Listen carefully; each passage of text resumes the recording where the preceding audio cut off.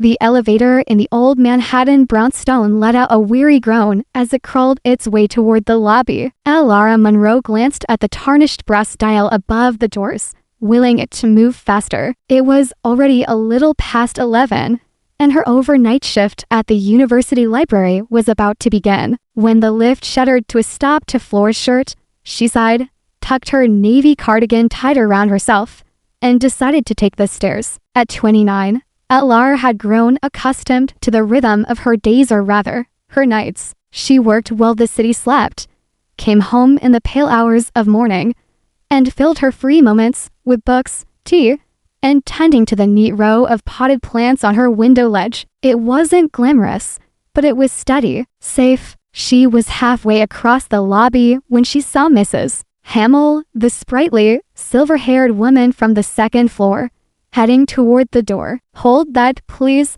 Lara called, breaking into a small jog. Mrs. Hamill turned with a smile and caught the door before it closed. "Off to work again, dear?" "As always," Lara said, matching her smile. "Be careful out there," the older woman said, patting her arm before shuffling into the cool night. Lara stepped out onto the dimly lit street, her mind already on the first cup of coffee she'd pour when she arrived at the library. She didn't notice the sleek black sedan idling across the street or the figure in the penthouse window high above, watching her from behind the glass. From the top floor, Adrian Vale stepped back from the view, hands in the pockets of his tailored slacks. Few people in the building knew the penthouse was actually occupied, and fewer still knew by whom. Adrian was 31 and, by every measurable metric, successful. The software empire he'd launched from his dorm room was now worth billions. But for all the glass-walled boardrooms and private jets, he'd never been more alone. People either wanted something from him or froze under the weight of his name. Except her. He'd seen Lara Monroe only a handful of times in the stairwell, in the lobby, once in the small grocery store 2 blocks over. She'd smile at him once, not the calculated kind he was used to, but the sort that slipped out without thought, the kind that lingered in the mind. The next morning, when Lara returned from her shift, she almost didn't see the small white envelope lying on the floor near her apartment door. Her name was written in an elegant, looping hand she didn't recognize. "What's this?" she murmured, stepping inside with the envelope in one hand and her worn leather satchel in the other. Her apartment was a snug, book-lined space that smelled faintly of lavender from the sachets she tucked between her sweaters. She set the bag down, sank into her sofa, and carefully unfolded the letter inside. "Dear Lara, I've noticed the way you tend to your plants each morning, the way you hum softly as though they might hear you. In a city where people rush past beauty without a glance, you stop and care for it. You are more seen than you realize. A friend." She read the words twice, then a third time, her brow furrowing. Who would write something like this? More importantly, who had been watching her? She should have felt unsettled. But instead, a strange warmth cold low in her chest. The words didn't feel invasive. They felt sincere, thoughtful. "This is strange, right?"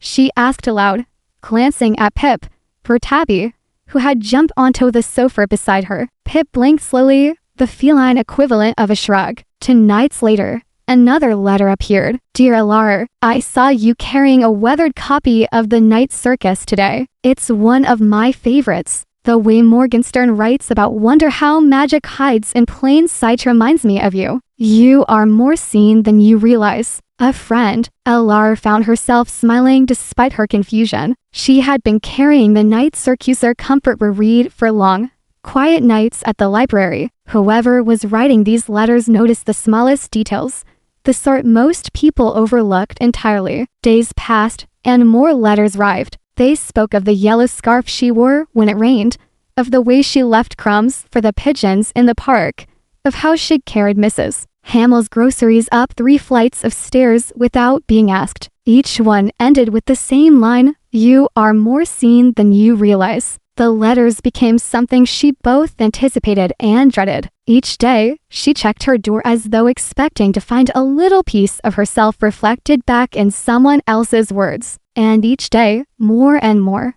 She wanted to know the hand that wrote them. From the penthouse, Adrian kept his distance, observing quietly from the edges of her life. He knew how it would look if he approached her outright. Adrian Vale, the billionaire, asking to know the librarian in 3C. His name carried too much baggage, too many headlines. The letters were his way of bypassing all of that. Stripped of wealth and notoriety, his words could reach her as they were meant, simply, honestly. But even as he wrote the next one, he knew it couldn't last forever. One evening, Elara sat with her best friend Kendra at a cafe across from the library, stirring her tea in slow circles. "Are you sure this isn't creepy?"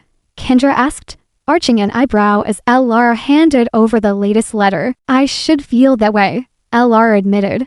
"But I don't. They're never inappropriate, never prying, just kind." Kendra leaned back in her chair, lips pursed. "Kind or not, someone's watching you closely enough to know the brand of tea you drink and the exact shade of scarf you wear when it rains." Elara couldn't argue with that, and yet, as she tucked the letter back into her bag, the faint smile on her lips betrayed her. That night, as Adrian sat alone in his penthouse study, he found himself staring at a blank page for longer than usual. Words had always come easily to him in business, in strategy, in calculated persuasion. But with her, the words were unguarded, vulnerable. He began to write anyway. "Dear Elara, last night, from my balcony, I heard you humming under the stars. Was it Claire de Lune? The melody stayed with me long after it faded. Music, I think, has a way of telling truths that words cannot. You are more seen than you realize. A friend." When Elara read it the next morning, something shifted. For the first time, she replied not with words, but with a gesture. She pulled on the soft green sweater she'd once seen mentioned in one of the letters, slid a copy of Letters to a Young Poet under her arm, and stepped out into the morning sun. It wasn't a confession, but it was a signal. As silent, wordless, "I see you too." The days began to take on a strange new rhythm. Elara would return from the library in the soft, gray hours before dawn, drop her keys in the dish by the door, and immediately scan the floor outside her apartment. Some mornings, nothing. Other mornings, there was another envelope, her name dancing across the paper in that same elegant hand. Each letter felt like a fragment of a conversation with someone she had never met, but who somehow already knew the texture of her days. Someone who saw her not as background noise in the city's endless hum, but as a distinct, deliberate note. One morning, the envelope waiting for her was heavier than usual. She slipped inside, locking the door behind her, and opened it on the sofa. "Dear Elara, I noticed you stopped in the park yesterday. You stood by the old oak tree, the one whose branches leaned so low they nearly brushed the ground. You rested your hand on the bark and smiled, as though the tree had told you a secret. I wonder what it said. You are more seen than you realize. A friend." She remembered that moment, clear, lithe, warm breeze, the dappled light, the quiet hum of the city in the background. She had smiled, but only because it felt like the kind of day worth smiling about. Her fingers traced the words as though they might give her the answer to the question she wasn't ready to speak aloud.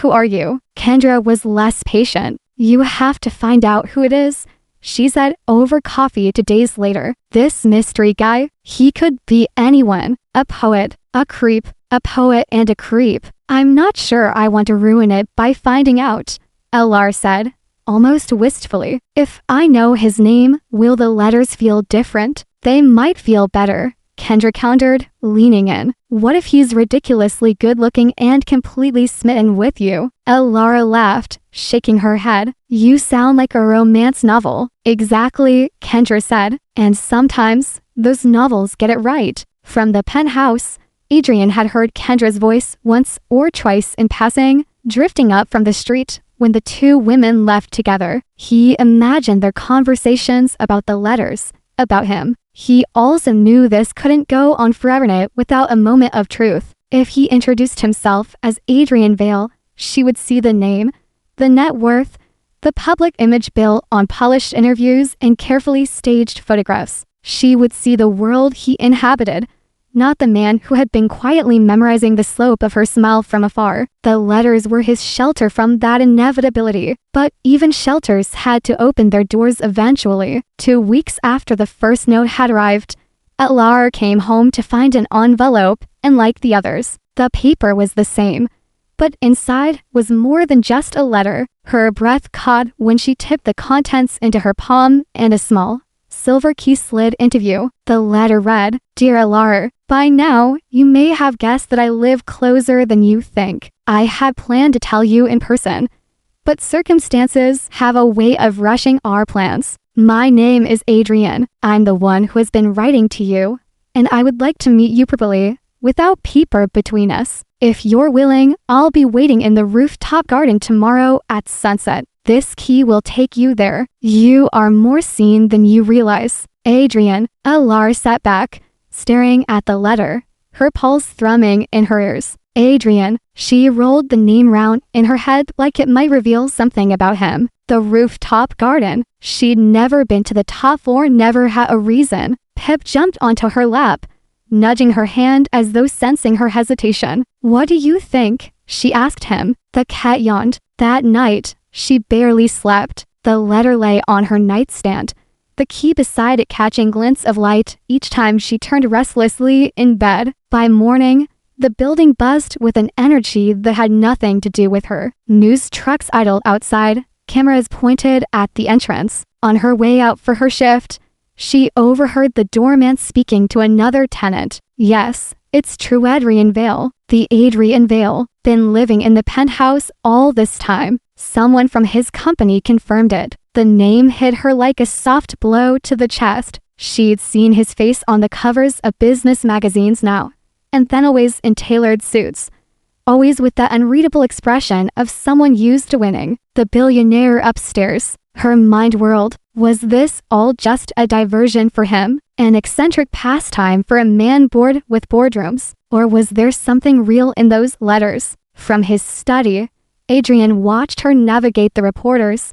a protective knot tightening in his chest. This wasn't how he had wanted her to learn his name. The key had been meant as an invitation, not a spotlight. But the moment had arrived all the same. That evening, Elar stood before her closet, the key cold in her palm. If she went, what would she say? If she didn't go, would she regret it for the rest of her life? She reached for the deep green dress she wore on spring evenings, the one that felt like her, the one that made her think of sunlit afternoons and unhurried hours. She laid it across the bed. "This is ridiculous," she murmured. "He's a billionaire. I'm a librarian." And yet the letters had been real. The moments he'd noticed, the details he'd written about, had been hers alone. Upstairs, Adrian set the table in the rooftop garden himself, dismissing the staff for the night. The air was warm, the city glowing gold as the sun lowered toward the horizon. A bottle of wine, 2 glasses, simple dishes from a neighborhood restaurant. Nothing ostentatious. Wanted the evening to belong to them,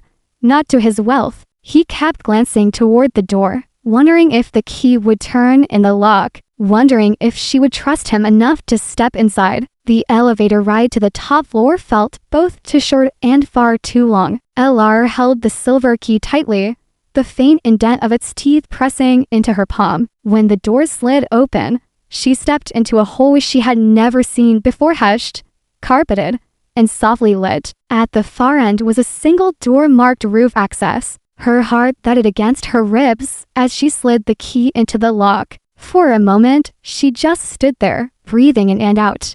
Before turning it, the door swung open, and the world changed. The rooftop garden unfolded like something from a dream. Walls of ivy climbed trellises that swayed gently in the breeze. String lights glimmered among the leaves, casting warm halos over clusters of potted flowers and climbing roses. Beyond the greenery, the skyline of Manhattan stretched into the horizon, the last streaks of sunset bleeding into indigo. And there, by a small table set with wine and simple dishes, stood Adrian Vale. Gone was the armor of the press photos, tailored suits, the corporate detachment. He wore a crisp white shirt with the sleeves rolled to his forearms, dark trousers, and an expression that was nervous. For a long beat, they simply looked at each other. The city hummed around them, but here, on this rooftop, the air felt still. "You came," Adrian said at last, his voice softer than she had expected. "I had to know if the person in the letters was real,"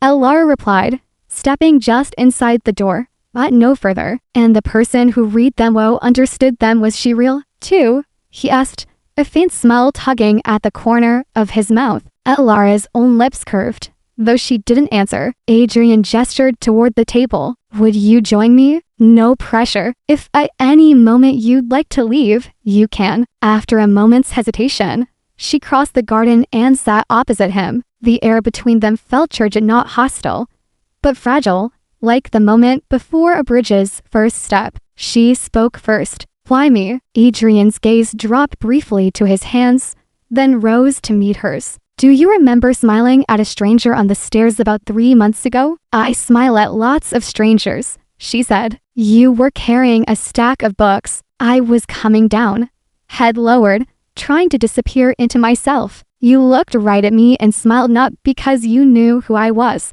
but because that's simply what you do." It was disarming. Her brow furrowed as the memory surfaced. A man in a hoodie had bent, passing her on the landing. She'd smiled, the way she always did with neighbors. "So you started writing letters because I smiled at you?" Adrian shook his head slowly. "I started noticing you, the way you hum while watering your plants, how you leave food for the pigeons in the park, the books you carry. I saw someone who finds joy in small things, who cares without needing to be seen. Someone real." Her shoulders shifted slightly. "You watched me, not in a way I meant to make you uncomfortable," he said quickly. "I just noticed you when our paths crossed. The letters were a way to reach out without my name getting in the way. If I'd introduced myself, you would have Googled me that night, and I would have become a headline to you, not a man." Elara considered that. "Maybe, or maybe you underestimated me." A ghost of a smile touched his lips. "Maybe I did." The conversation moved in gentle waves. He told her about growing up in privilege, but never in peace. About building his company from a cramped dorm room and watching it grow beyond anything he could have imagined, and how the higher it climbed, the lonelier it felt. She told him about her childhood in Queens, her father's love for books that had shaped her own, and her quiet dream of writing stories one day, stories about the people the world often overlooked. Time slipped past them unnoticed, until a cool breeze swept over the rooftop and made her shiver. "You're cold," Adrian observed, standing to drape his jacket over her shoulders. The fabric was warm from his body, and for a moment, their eyes held in a silence that said more than either dared to speak aloud. "Thank you for coming tonight," he said softly. "I know it took courage." "Thank you for the letters," she replied. "They made me feel seen when I didn't realize I needed to be." For a heartbeat, it seemed he might lean in, but instead, he stepped back, giving her space. When they descended in the elevator to her floor, the air between them had shifted, less guarded now, but still uncertain. At her door, she handed him his jacket back. "So what happens now?" "That depends on you," Adrian said, his eyes steady. "I'd like to see you again properly this time. No anonymous notes, just two people getting to know each other." "Two very different people," she reminded him. "Yes," he agreed, "but maybe that's not a bad thing." Something in his tone made her chest tighten. "I'd like that, but no more secrets." His smile was quiet, but it reached his eyes. "No secrets." As he turned to go, she called after him, "The letters don't stop, even if I know who you are now." He looked back, the corners of his mouth softening. "I won't." The next morning, sunlight streamed through the curtains, but Elara stayed curled beneath the covers, the events of the previous night replaying in fragmentous smile, the warmth of his jacket, the way he'd said no secrets. She reached for the envelope on her nightstand, the one he'd slipped under her door before leaving. The familiar handwriting greeted her instantly. "Dear Elara, last night, under the lights and sky, I finally saw your smile up close. It was even more beautiful than I'd imagined. Thank you for giving me a chance to know the woman behind the kindness that stopped me in my tracks. You are more seen than you realize. Adrian, the words made her chest tighten in a way that was both exhilarating and frightening. Her phone buzzed on the table. Kendra's name flashed on the screen, along with the message. Have you seen the news? Elar frowned, tapping the link Kendra sent. The headline blared across her screen.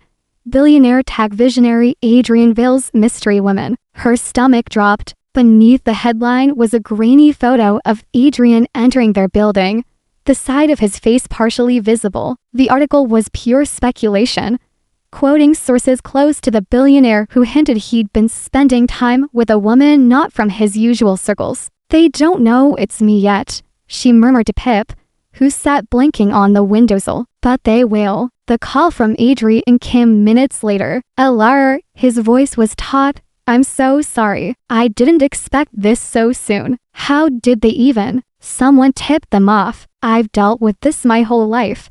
But you shouldn't have to. His voice gentled. I understand if you want to step back from whatever this is. A part of her wanted to part that loved her quiet routines and anonymity. But another part remembered the rooftop, the steady warmth in his eyes. I'm not stepping back, she said, surprising herself with the certainty in her voice. But I need time to think about what it means. Take all the time you need, Adrian said. Then, after a beat, check your door. When she opened it, another envelope waited. Inside was a single line. Some things are worth weathering the storm for. At work that evening, Elar felt eyes on her. Rumors had already trickled into the library staff room about the billionaire in her building, about the possibility that she'd crossed paths with him. So, have you seen him?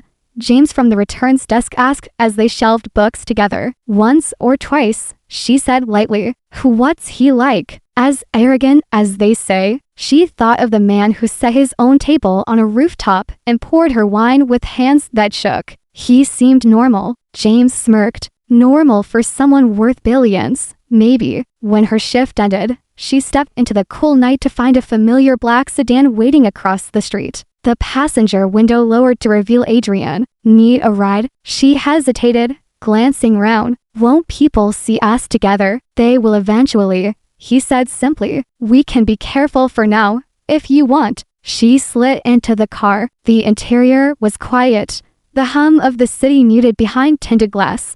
How was work? He asked as they pulled away, as if they were any ordinary couple at the end of an ordinary day. It was fine, she said. People are asking about you. They always are. He gave a small shrug. It's one of the trade-offs of my life. But I'd rather talk about yours. And he did, listening with an attentiveness that made her forget. For a while, the cameras outside the building. They entered through the underground garage, avoiding the reporters camped at the front. In the elevator, he asked, dinner tomorrow at my place? I'll cook. You cook? She teased. He grinned. I wasn't always rich, you know. I had to survive college somehow. Her smile softened. I'd like that. At her door, he caught her hand, drawing her closer. The kiss was unhurried, tentative at first, then deepened with a quiet certainty. Good night, Elar, he murmured. Good night, she whispered, her pulse still racing as she stepped inside. The morning started with a knock that came forward too early. Elar shuffled to the door, still in her robe,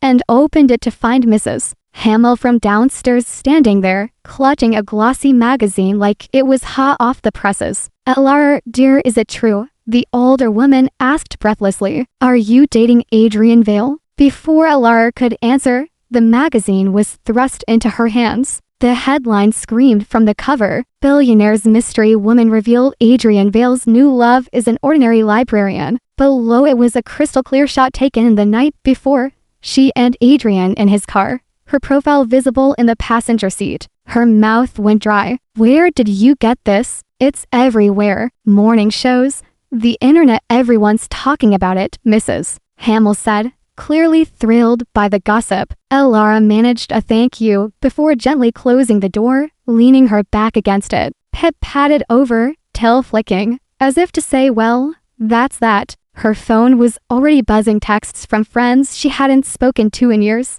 calls from unknown numbers, a message from Kendra that simply read, "We need to talk." Before she could even process it all, her phone rang again. "Adrian, I've seen it," he said before she could speak. "I'm sorry, Elara. This isn't what I wanted for you. What do we do now?" Her voice felt small, swallowed by the sudden enormity of it all. "I'm coming down to you. We'll talk in person." 15 minutes later, a knock at her door revealed him dressed simply, no suit, no entourage, but with a weariness in his eyes she hadn't seen before. Inside, he looked around at the bookshelves, the plants, the small space that was hers alone. Pip, ever the judge of character, approached him, sniffed, and promptly rubbed against his leg in approval. "At least someone's happy to see me," Adrian said, scratching the cat behind the ears. Elara sat on the sofa, the magazine still on a table. "I don't know if I can handle this, Adrian. My life or lives specked apart by strangers. I'm not built for it." "I know," he said, taking a seat beside her, his hand covering hers. "Believe me, I still hate it after years of living with it. But the press will move on eventually, and until then," he hesitated, then offered, "we can manage the story. Give one interview on our terms, then ask for privacy. Or we could ignore it entirely and just live." Or his voice gentled, "If it's too much, we can take a step back. I don't want to lose you, but I won't push you into something you can't bear." She stared at their joined hands for a long moment. The easy choice would be Retriato slip back into the safety of anonymity, but the thought of stepping away from him felt like cutting herself off from a part of herself she had just begun to discover. "I don't want to step back," she said finally, "but I don't want interviews either. Can we just be normal together?" Despite all this, relief flickered across his face. "That's exactly what I want." That evening, instead of going to his penthouse for their planned dinner, Adrian arrived at her door with a paper bag of groceries. "We'll cook here," he said simply. Her tiny kitchen forced them into constant proximity, shoulders bumping, hands brushing as they reached for the same cutting board. They laughed when the pasta water boiled over, when the cork broke halfway of the wine bottle, when Pip attempted to steal a slice of bread from the counter. "This is cozier than my place," Adrian admitted as they sat down at her small table. "Sometimes I feel lost in all that space upstairs. You could always bring your rooftop plants down here," she teased. His smile was thoughtful. "Maybe, or maybe we find a middle ground, a place that's neither just my world nor yours, but ours." The word ours made her heart skip in a way that frightened her with its hope. Later, when the dishes were done and the city outside had quieted, he left a familiar envelope on her counter before heading back upstairs. After he was gone, she opened it. "Dear Elara, tonight,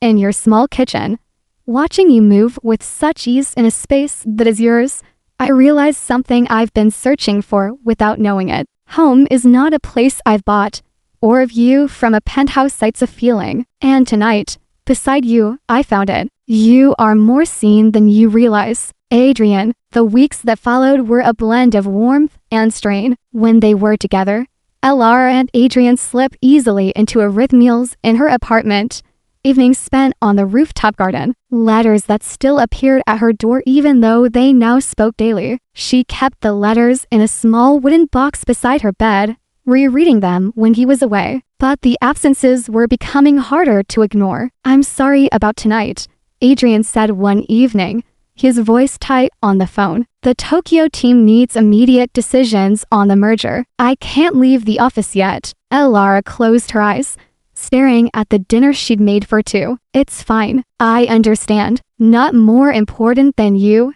he said quickly. "I promise." But as the days passed, she wondered if that was true. His world was vast, loud, and constantly pulling at him. She wasn't sure where she fit inside it. Then, one night, as they sat on her fire escape watching the sun dip behind the city, he turned to her. "My company is hosting a charity gala next weekend," he said, his tone casual, but his eyes watchful. "I'd like you to come with me." Her chest tightened. "A gala? Yes. Business partners? Politicians?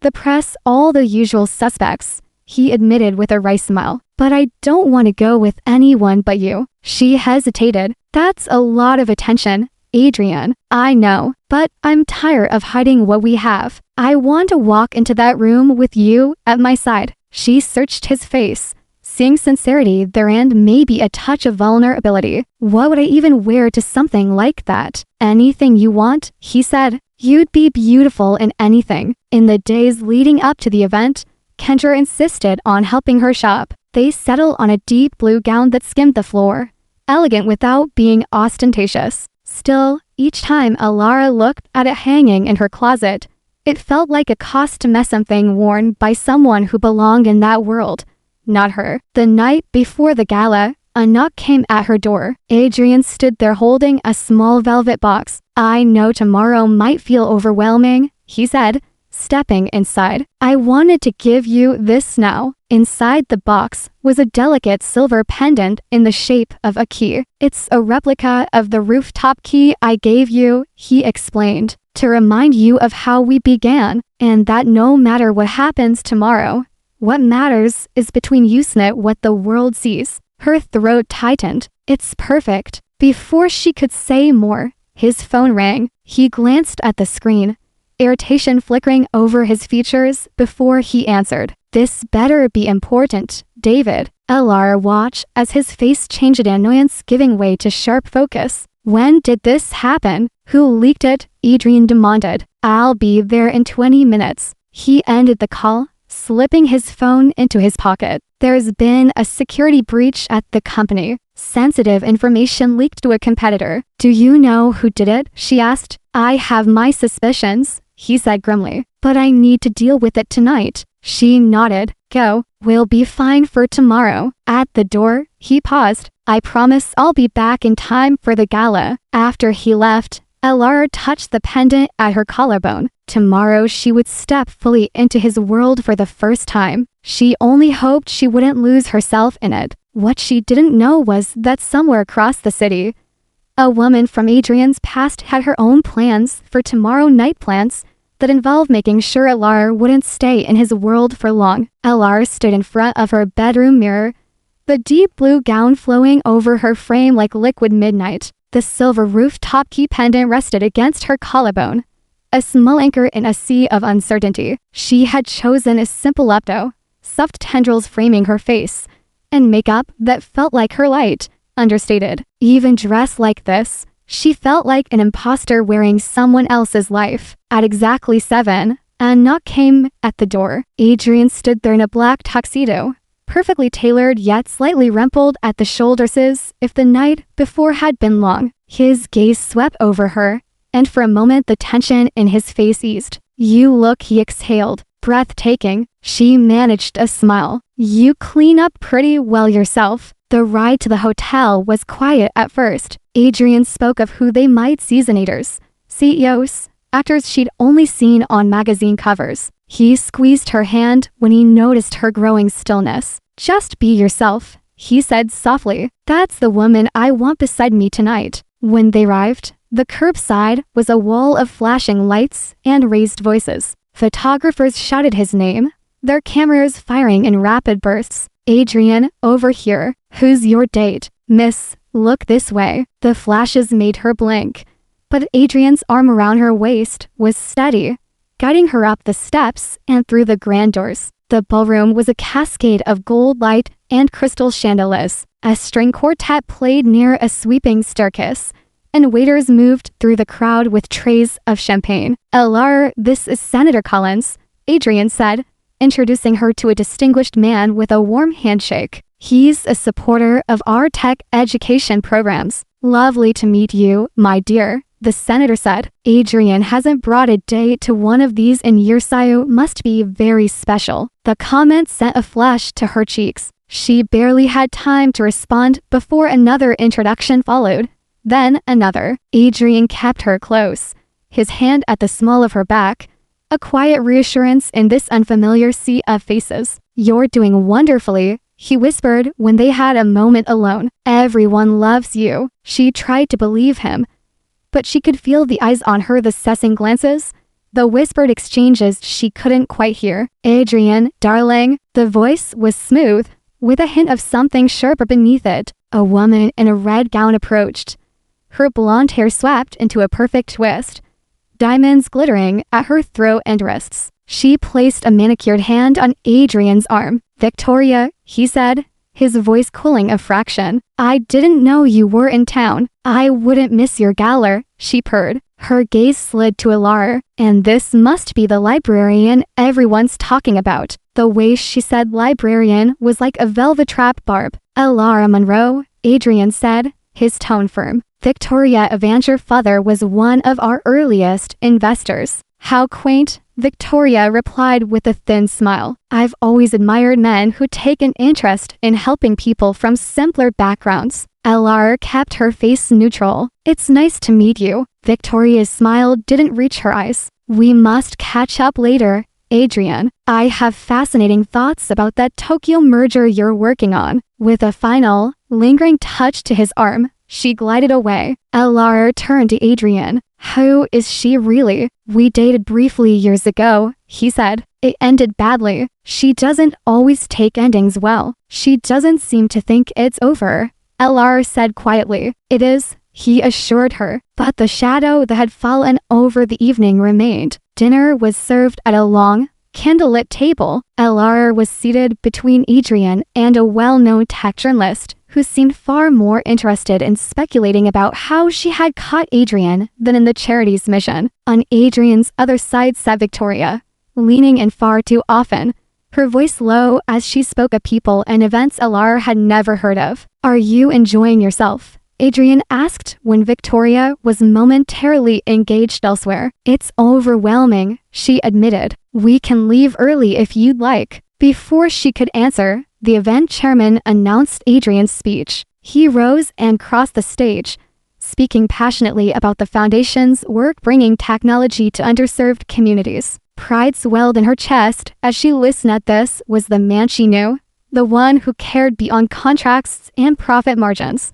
Her pride was interrupted by the scent of expensive perfume. Victoria had slipped into Adrian's empty seat. "He's quite the speaker, isn't he?" she murmured, sipping champagne. "Always so passionate about his causes." Alara nodded politely. "The foundation's work is important." Victoria leaned closer, her voice soft but pointed. "Men like Adrian, they may play at being regular people, but they always return to their own world. This," she gestured round the opulent room, "is his home, not some cozy apartment with plants and books." "You don't know him as well as you think," Alara replied evenly. Victoria's smile was all teeth. "Don't I? I've known him for years. We share the same friends, the same understanding of this life. Connections like ours don't fade. Reality remains. You'll see." When Adrian returned, he read the tension in Alara's face immediately. What did she say? "Nothing that matters," she said, unwilling to cause a scene. But Victoria's words had rooted themselves somewhere deep in the part of Alara that already feared she might never truly belong in his world.